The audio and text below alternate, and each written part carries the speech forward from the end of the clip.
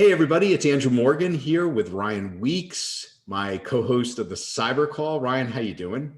I'm doing great. How are you, Andrew? I'm doing great. Hey, Ryan, I don't know if it's serendipitous, but just in this last week, on Monday, we had Phyllis Lee from CIS on the Cyber Call. And in that session, we talked about Controls version 8 and specifically service providers being called out, all service providers, and that there was now a section for supply chain management or vendor management around service providers. Then yesterday, your team, you published an article around third, fourth party risk, which was fantastic. Again, I'll put it in the link here in the LinkedIn.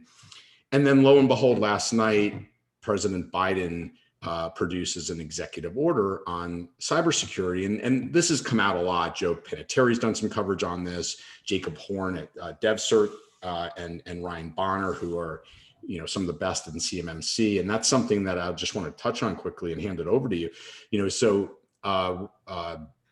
Phyllis talks about, the amount of requests and information they're getting around CMMC. And I guess the first thing I would call out to you, Ryan, is if you could give us your thoughts. Like if you're an MSP and you are dealing with the defense industrial base, you read through this and there's some things that stood out to you. And, oh, by the way, 15 times service providers are mentioned in this document. So let's just start there, Ryan. Yeah, so the first question I had was, how do they define a service provider? Because that's critical, right? And it basically, as you have highlighted here, says any IT service provider that's granted a contract to the federal government to handle day-to-day functions around federal information systems. So that's fairly broad, but you can basically be assured that if you're an MSP that provides a service to the federal government, whether that's indirectly through a small to medium-sized business or directly, that this is going to apply to you. And so then the next question is, well, what does that mean? And so like the next thing I did, I haven't had a chance to read through this whole thing, but yeah, I clacked in CMMC. CMMC comes up 0 times.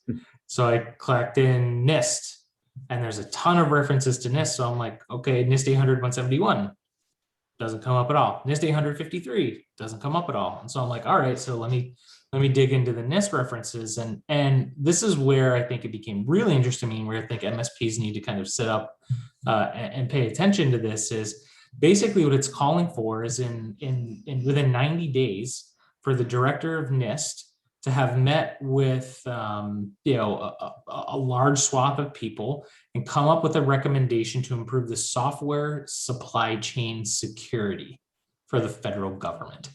And so reading the tea leaves, and I'll let you know if my reading on this changes, but what I see is if you are heading down the path of CMMC level 3, it is very likely that if you are providing a service that involves software, that there is going to be another standard with which you may need to comply in order to provide that service.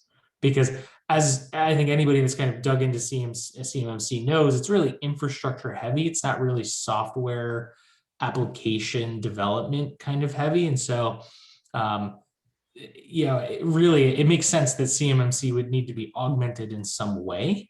And really what this is saying is, yes, there's a recognition that it needs to be augmented. So within 90 days of yesterday, we can expect to see preliminary guidance on what those new supply chain software security kind of requirements are gonna be, and I'm sure that'll continue to kind of develop over time. But this is for those doing business in the defense industrial base. This is going to be something to pay attention to.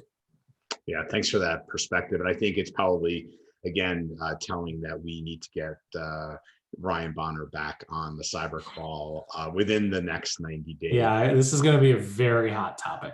Yeah. I think it's interesting because the executive order is both vague in some areas and very specific in some areas. And so you're kind of trying to figure out what it means, but really what most executive orders are is go study this problem more and come back with some series of recommendations. And so I think, if you're going to read this recommendation, I wouldn't expect it to provide you some sort of concrete guidance. I would expect it to tell you, like, as I said to you offline, the winds of change are blowing, and this is going to let you know directionality of those winds. It's not going to tell you kind of velocity, of those winds. So we'll find that out over the next 90 to 120 days. It looks like, but yeah, this is potentially a game changer, yet again, right? So, definitely year of the supply chain breach. We know we got to get a handle on our supply chains, and the federal government is no different. And unfortunately, that's gonna, or fortunately, depending on how you want to look at it, is going to lay more requirements on managed service providers that do business with the defense industrial base.